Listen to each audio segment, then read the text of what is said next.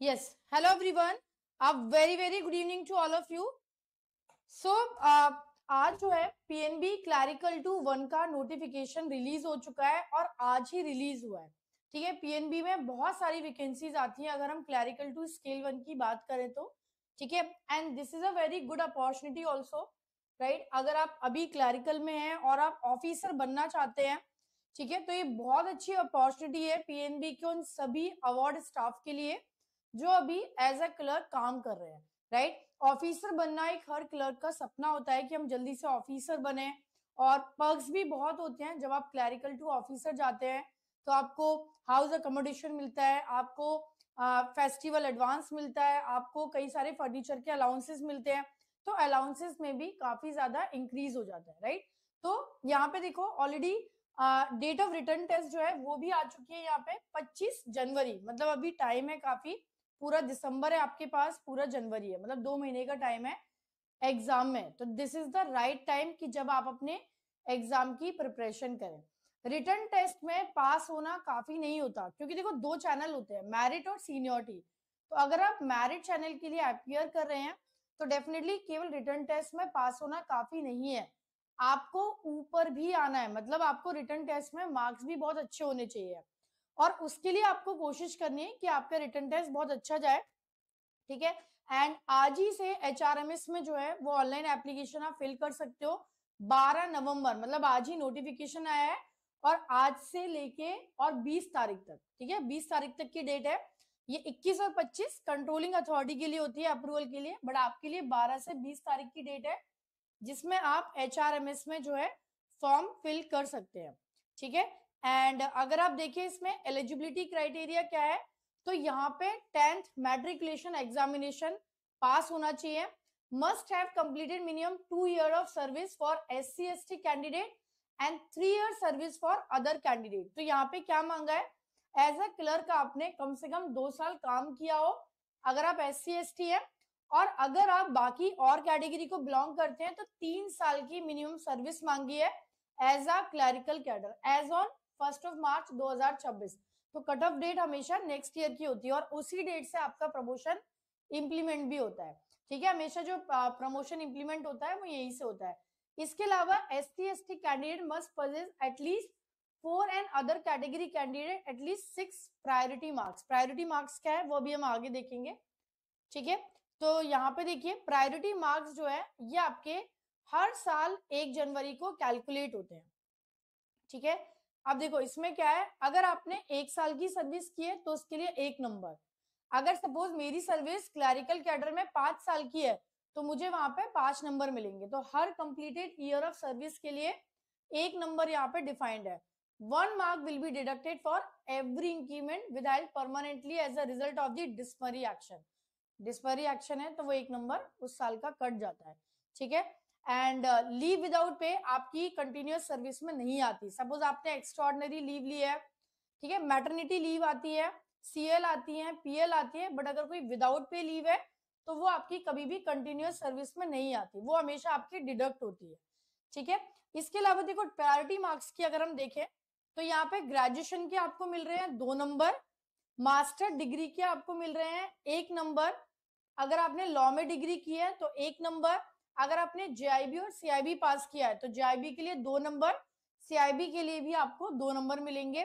CA/ICWA किया है तो 2 नंबर, एंड इंटीग्रेटेड डिग्री अगर आपकी ग्रेजुएशन एंड पोस्ट ग्रेजुएशन दोनों तो यहाँ पे 3 नंबर है. ठीक है. तो यहाँ पे बेसिकली 1 नंबर एक्स्ट्रा मिलेगा अगर आपने MBA किया है, मतलब डिग्री एग्जामिनेशन जो है आपका वो मैनेजमेंट से रिलेटेड है, बिजनेस एडमिनिस्ट्रेशन. ठीक है.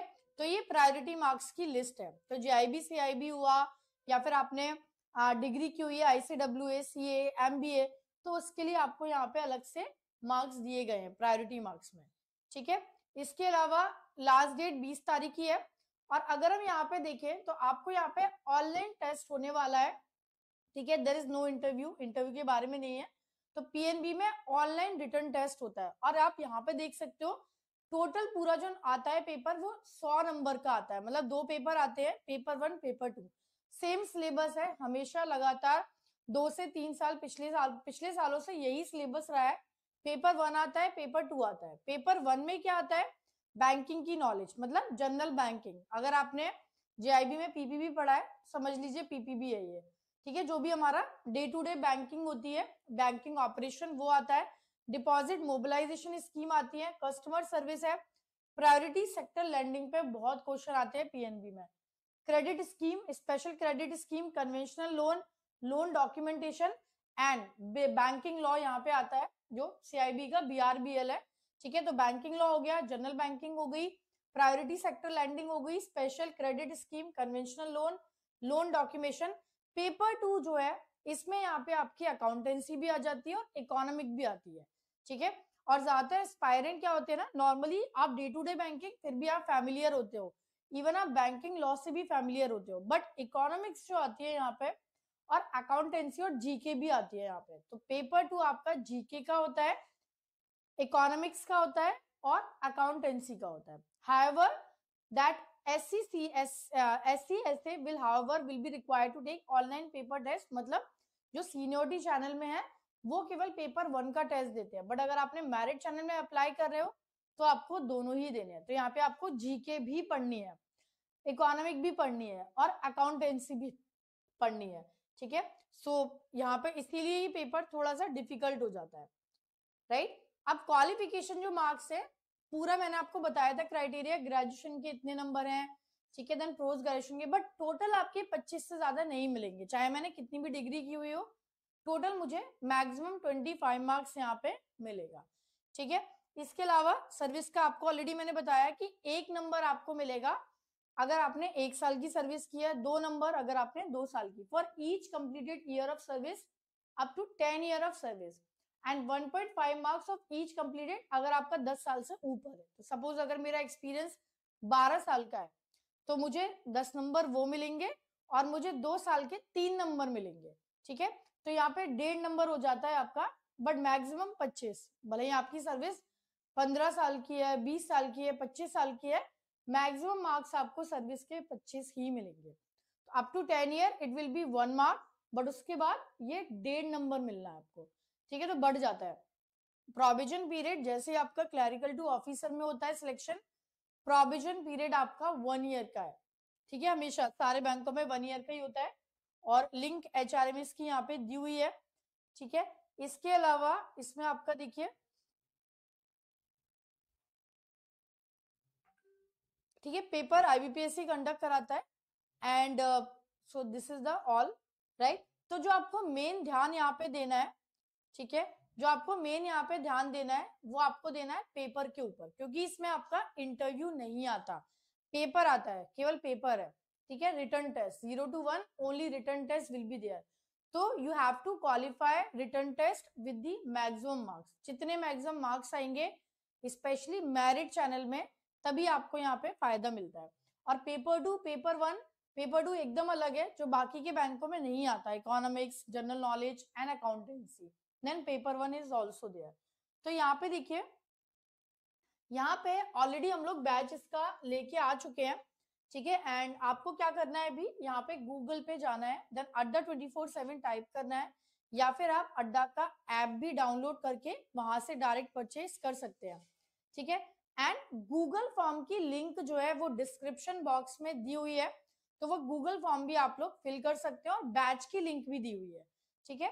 एंड अड्डा 24/7 टाइप करने के बाद यहाँ पर आपको जेआईबी एंड सीआईबी पे जाना है, बैंक प्रमोशन पे जाना है, एंड देन उसके बाद आपको यहाँ पे पीएनबी पर देखिए, this is a batch for PNB, right.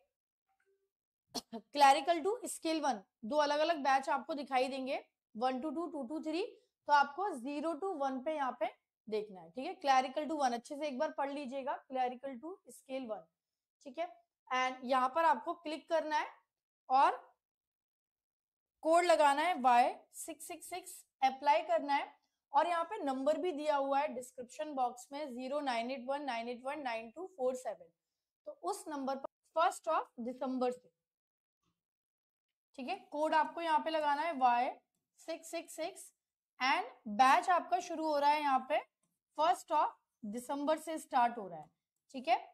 And batch में हम लोग आपको पूरा बैंकिंग लॉ, पूरा जनरल नॉलेज, पूरा accountancy, then general banking, banking law, पूरा ऑल टुगेदर हम लोग यहाँ पे कवर करेंगे। Deposit mobilisation scheme, loan documentation, पूरा यहाँ पे आपका कवर होगा इस बैच में। बैच की आपको अभी जो डेट है वो अभी 15 नवंबर दिख रही होगी, बट ये 15 नवंबर नहीं है, दिस इज 1 दिसंबर। 1 दिसंबर से आपका बैच शुरू होगा और स्टडी प्लान जो है वो जल्दी ही इसमें अपलोड हो जाएगा, तो आप स्टडी प्लान भी यहाँ पे देख सकते हैं। It will be uploaded very soon कि इकोनॉमिक्स में क्या है, बैंकिंग लॉ में क्या है, अकाउंट में क्या है और जनरल बैंकिंग का क्या है, प्लस जीके में क्या है, जनरल नॉलेज। ठीक है, तो वो सारा पूरा हम लोग यहाँ पे कंप्लीट कराएंगे एंड पूरा आपको स्टडी प्लान जल्दी दिखाई देगा। ये अभी आधा स्टडी प्लान है, पूरा नहीं है, क्योंकि इसमें अभी जीके नहीं है, GK we have to include. And 1 दिसंबर से ये बैच आपका शुरू होने वाला है। 1 दिसंबर से आराम से, मतलब ये बैच देखो 1-1.5 महीने रहता है कम से कम, क्योंकि सिलेबस बहुत ज्यादा है। पूरा बैंकिंग लॉ आपको कवर करना है। बैंकिंग लॉ में कहीं नहीं दिया है कि इस एक्ट से क्वेश्चन आएगा या इस एक्ट से आएगा, तो कंप्लीट जो पूरा बैंकिंग लॉ है वो आपको निकिता मैम कवर कराती है, जैसे बीआरबीएल में कराती है वो यहाँ पे भी कराएंगी। इकोनॉमिक्स आपको अमन मैम कराती है, अकाउंट आपको प्रियांशु मैम कराएंगी एंड जनरल बैंकिंग मैं Praveen sir and Kinshuk sir आपको कंप्लीट कराएंगे यहाँ पे विद अ कॉम्बिनेशन। और जीके जो है जनरल नॉलेज, वो भी हम यहाँ पे जरूर इंक्लूड करेंगे, क्योंकि वो बहुत इंपॉर्टेंट पार्ट है आपका पेपर 2 का, राइट। तो पेपर 1 पेपर 2 दोनों की प्रिपरेशन यहाँ पे होगी एंड बैच आप ज्वाइन कर सकते हैं। It will B start from 1 December, right. All the best and if you have any query आप कमेंट बॉक्स में लिख के भी पूछ सकते हैं।